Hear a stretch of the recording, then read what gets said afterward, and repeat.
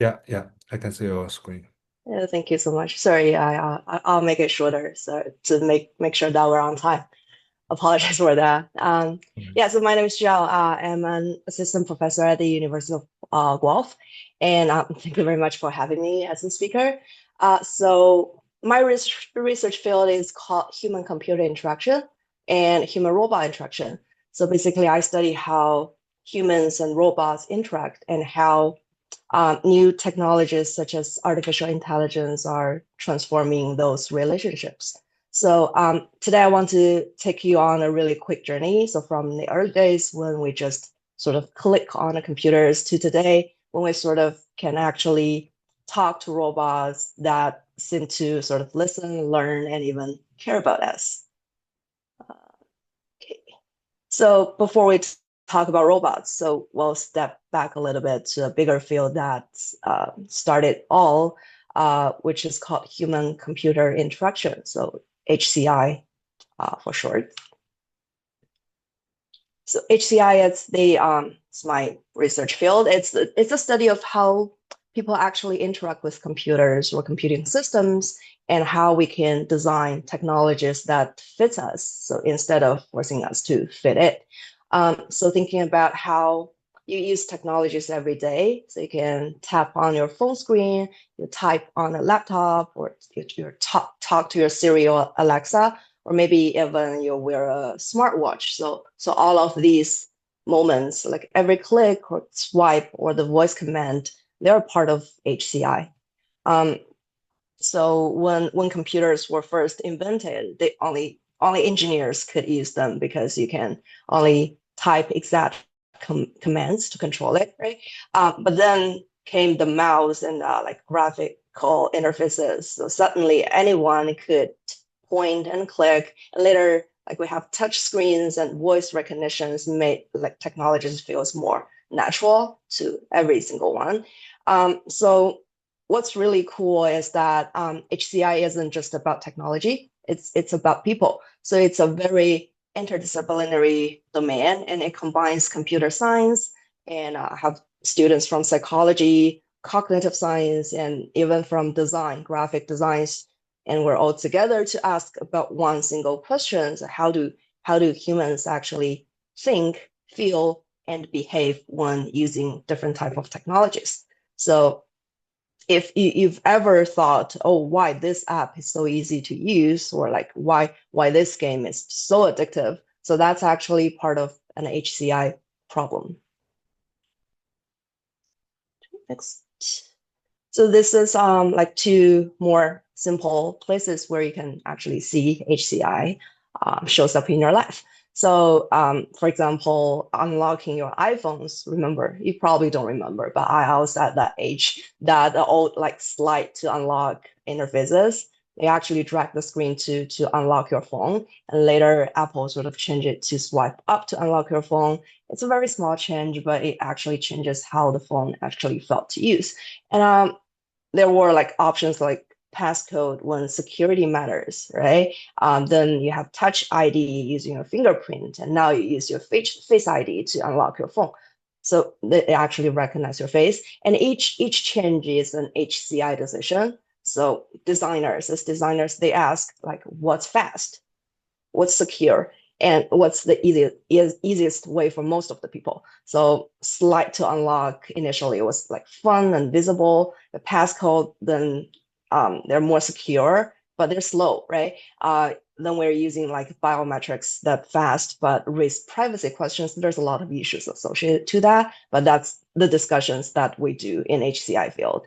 And another example is the Nintendo Switch. It's a great example of like designing for different bodies and situations. So you can hold it to play, you can dock it to the TV, set it up for multiplayers with your friends, or like they have different type of motion controls. So the same device support lots of ways you play because HCI thought about how people actually move and share experiences. So HCI, human computer interaction, it's just not just buttons and screens. So it's like the choosing the right way for people to interact with different technologies. So that's my main domain. And so we're talking about some everyday technologies, phones or games. But as for researchers, HCI research, they goes much further. So here are some examples. As you can see, just talk a few of them. For example, the smart tattoos on the bottom left. So those were like very ultra thin electronic circuits that actually stick to your skin. So it's just like a temporary tattoo. They can track your like heart rate, measure your muscle movement, or even serve. You can use it as a touch pad, or you can tap to control your phones or games, things like that. And there are a lot of like interactive eating tools, for example, those chopsticks and bowls that can subtly sort of enhance the flavor and some add some electrical stimulations to influence your taste experiences. And it sounds pretty futuristic, but it's really about sort of exploring how technology connects with our different senses, right? And on the bottom, you can also see example of older adults using virtual reality, probably not to play games, but more, there's a lot of researchers doing that using for them to travel, exercise, or sort of revisit some familiar places that safely from their homes, right? So together, these examples show that HCI isn't just about screens or softwares, it's about improving people's lives, well-being, and human connection through design. Yeah, so all the examples we have seen so far, like phones or sensors, smart tattoos, they're like from HCI research, where you consider computers usually sort of still stays on the screen or hide it inside a box or inside a device or something. But as technology become more powerful and mobile, so something like happened. So computers started to move, see, and sort of respond like us. I know you young people, you're more familiar than me with like robotics and everything. So that's we sort of stepped into a new field called human robot interaction, HRI. It's still under the umbrella of human computer interaction because we consider robotic systems still like computational technology, things like that. But it's a different domain. So in HRI, we don't just design for usability. We design for connection. So I'll talk about what that means. One important factor here is that robots, they share our physical space. So all the like the timing, the body language, and the emotions, everything matters. So you cannot just click a robot, right? So you have to look at it, you talk to it, and maybe you should trust it. So yeah, HRI, by definition, it's a study of how humans and robots communicate, collaborate, and build relationships. And this is currently my main domain of research. And it's a mix of computer science, psychology, design, and even some sociology because the question go beyond how we actually make a robot work, right? So in HRI research questions, we ask things like, for example, how should a robot look or sound so people feel more comfortable around it? How do we design robots that people can actually trust? Or like what happened when a robot becomes part of someone's family, in your classroom, or in your workplace? So in HRI research, robots they appear in all kinds of different settings. For example, in schools, they act as reading or playing companion with children, and in hospitals, they were used as like comforting patients or supporting nurses, and also in factories, they should like safely working side by side with humans, right? There's a lot of scenarios you can see, and also in homes, they can probably help you with your daily tasks. So while HCI, human computer interaction, focuses on interaction with screens most of the time, HRI focuses on interaction with beings, so systems that can actually move, react, and sometimes even show some emotions. So yeah. So I think I sort of explained how or what makes robots so different from all the other technologies we have talked about. So unlike your phones or your computers, So robots don't just sit on a desk. So they sort of shared our physical world. They move, they sort of perform some gestures, they make eye contact, and then they can respond to how we act. Okay? So that means interaction with robot isn't just about typing in something or just click on a computer. It's about like all the timing, movement, and emotion. So for example, if you reach out to shake hands with a robot, let's say, and it just wait too long before it actually respond to you, it feels awkward, right? It's just like when a person misses a social cue. So you really have those expectations on the robots. And robots, they also have bodies that actually matter. The way the robot actually looks, they're either tall or small, or metal or soft, or cute or serious, completely changes how people actually respond to the instructions. As you can imagine, those like the round blinking robots might make you smile and really comfortable sitting beside them. While if you see a large industrial robot that make you feel a little bit nervous sometimes, but even if both of them are really harmless and exactly the same functionality. So in human robot interaction, so we don't just ask, can this robot complete this task or not? Instead, we ask how does this robot make people feel while they are doing this and that? So that's I guess sort of explain how my research human robot interaction is different from the pure like robotic research, right? So that's actually makes robots different. So they actually live in our world and they have to learn our social rules and everything in order to sort of coexist with us.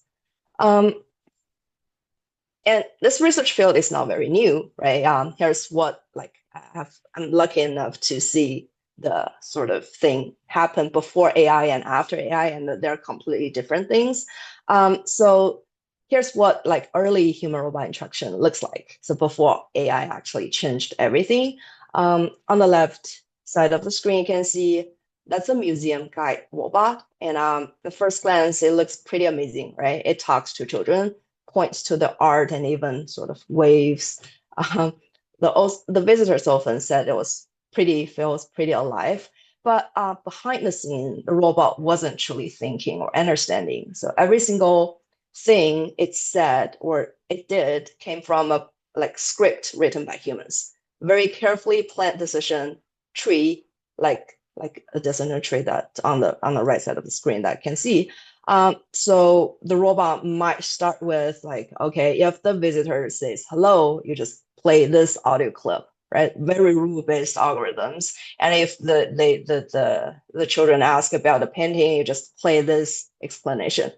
And if they don't respond anything for 5 seconds, you just wave, say goodbye, things like that, right? So everything it did was pre-programmed, and this worked as long as people followed the script too. But what if a child said, okay, something random, you're my new friend, or something like that, things that not in the script. So basically, before AI actually come into our life, the robot couldn't handle it, and it might like repeat a generic line or freeze there or just ignore the conversation. So that's the problem with scripted robots. So when they are very predictive, but they couldn't handle any surprises. And here's something you might find really surprising. So before robot has actually real intelligence, how we researchers do those human robot interaction research. So researchers still like we want to study what a natural interaction between humans and robot might look like. We want to study that, but we don't have that, right? Since the robot themselves, they couldn't actually understand people. So we had to get a little creative. So this technique is called the Wizard of Oz method. So it's basically named after the movie. So where the powerful wizard turns out to be just a person behind the curtain. So it just worked like that way. Imagine in a hospital room with like a small robot sitting beside a child who's been there for weeks. But that's an actual study I'm explaining. So the robot seems alive to the child. So it's gonna ask every day, hey, how are you feeling today? And the child is gonna say, for example, I'm scared about my surgery, and the robot is just gonna reply, okay, that sounds really hard. Do you want me to tell you a story or something like that? The companion robots in the hospital. So it looks like the robot truly understands the child, but in reality, it's seriously in another room just down the hallway there's a researcher sort of wearing a headphones watching a live video feed every day, and it's that researcher, the wizard, sort of listen, type all the responses and triggers the robot's speech and gesture in real time every day. What's amazing is that the child doesn't know. To them it feels actually pretty natural, like a caring friend who happened to be made of plastic or metal.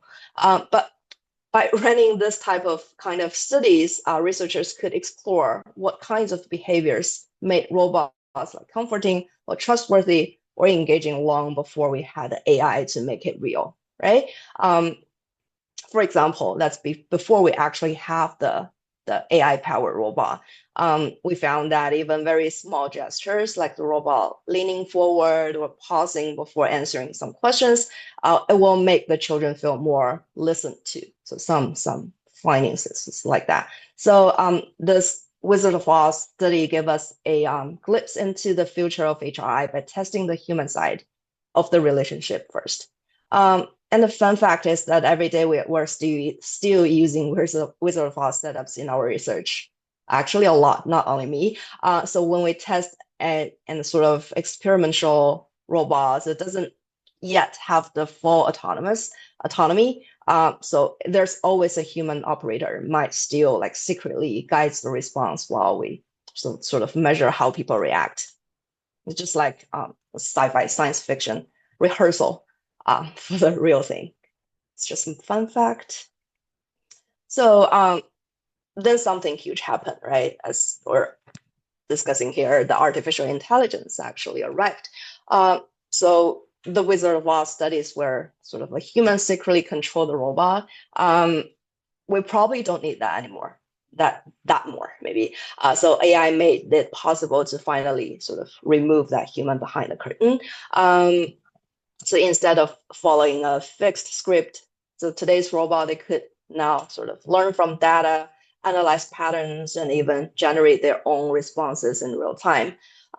With previous like talks, professors, they were talking about machine learning.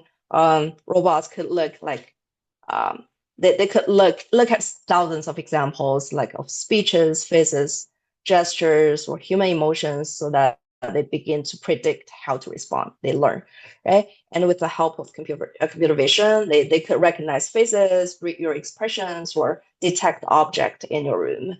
And also the natural language processing, they could now carry real conversations, and not just pick up a random thing from pre-recorded lines. So just suddenly a robot could answer questions it had never heard before, or adjust its tune, or if you sounded upset, or learn your preferences over time. So that's a lot of things that we can do right now, but not before. Um, so as I said, I have some example here, but I just want to make it shorter. So natural language understanding is really helping people to make sense of the natural language. There's a lot of like large language model powered robotic systems in the research field right now. And another big thing is computer vision. And also what I want to emphasize a little bit here more is the emotion AI. So where researchers are using a lot of different AI technologies to make robot actually understand the human being's current emotion state, to sort of make themselves more adaptive, to say things that you really actually need, right? So things like that. I'll skip a little bit some of the slides here. And also, as Professor Down just mentioned, they're using reinforcement learning for those robotic arms to pick up things, millions or thousands or millions of tries. And this is, I guess, a pretty popular example on social media for last week. I think young people, you probably saw this before. It's the first ever commercial available humanoid robot that designed for everyday like home use. and it is coming, right? With the help of AI emerging technologies, everything, it is actually coming. So I guess there's going to be a lot of research doing in this direction as well. So how do we actually bring this type of robot into our home and coexist with them? That's also part of my study as well. Um, and for my research specifically, I also look at how children interact with social robots to help them with learning, reading, and also how social robots can actually help with senior with their loneliness or sort of help them with their health monitoring, things like that. Uh, just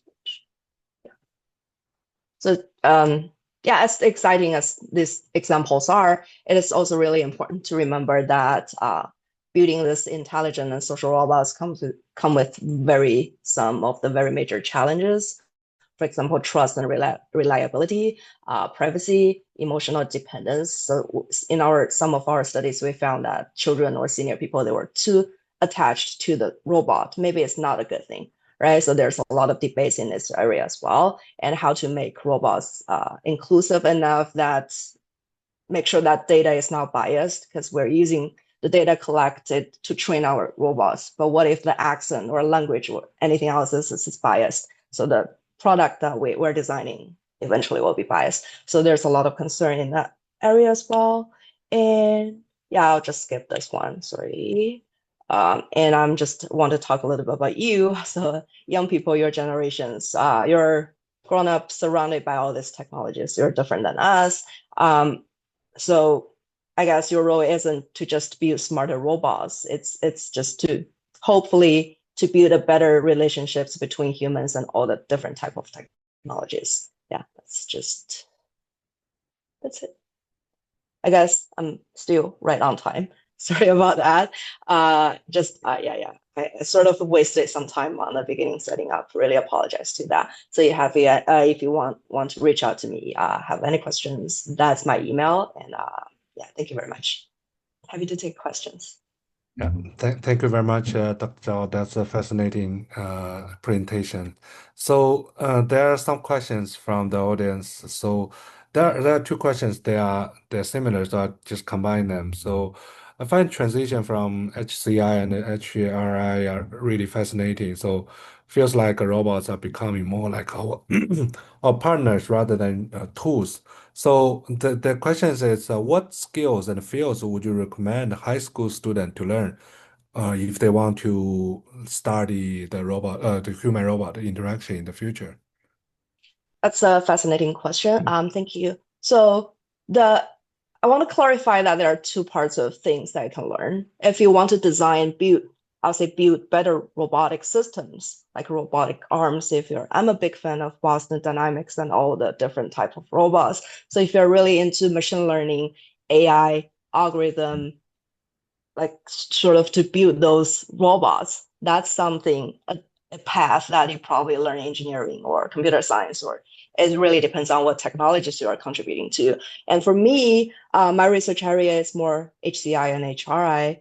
I'm from a background of computer science, so I did my bachelor's and like master's, PhDs. They were all like computer science and engineering. But there's a lot of really good researchers. They were from cognitive science, psychology. Mhm. They definitely get a better sense of from the human side, right? How human actually respond and perceive different technologies.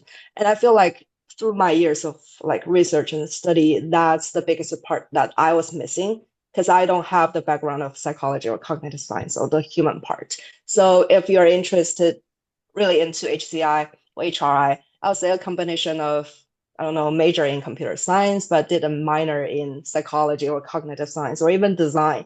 The design thinking is it's a like very theoretical thing that he can learn. That's also something I'll highly recommend. I like it's a very interdisciplinary domain, and I really recommend if you're into this field, just learn as many different domains as possible. That's really helpful. Yeah. Yeah, thank you, Dr. Zhao. That actually answered another question that the audience have. They ask about psychology. Another question is that so the audience say, I really love robots, and do you believe that Tesla bots like Optimus will replace humans' work one day. If you think so, when would that happen? I don't think I'm capable of do this type of prediction, but I definitely believe that robots eventually they'll replace. I'm not saying replacing. They're just gonna helping us with those repetitive, boring works that we don't want to do currently and leaving us to do more of the creative work that we wish we could do in the future. Just like we used to, we don't have calculators. We have to do every square root by hand, but now we don't have to do that. Then we have the time and energy to do something, building an AI or building a robot type of thing, right? So by the time that we have robot to do the basic things that we're currently doing right now, I think human will think about something that's more creative and more fun to do. And I don't know when that's gonna happen, but it's definitely your generation, young people. You should figure it out. That's your future. Yeah. Yeah. Thank you very much, Dr. Zhao. So due to the time constraints, so we will move on to the next speaker. Let's just give applause to Dr. Zhao. Thank you very much. Thank you. So